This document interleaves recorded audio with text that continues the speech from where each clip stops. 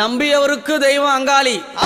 எப்படி நம்பியவருக்கு தெய்வம், நம்பாதவர்களுக்கு நம்பாதவர்களுக்கு யாரு அம்மா? நம்பாதவர்களுக்கு அவளே மகா பெரிய பிசாசாவா. அப்பேர் கொண்ட சக்தி எங்க அம்மா எப்படி வரானா? எம்மா பழுத்த சட மார்பில் ஆட பச்சை போனோம் எழுந்தாட பத்தினியாளாடி. பழுத்த சட மார்பில் ஆட பச்சை போனோம் எழுந்தாட பத்தினியாளாடி வருகிறார்.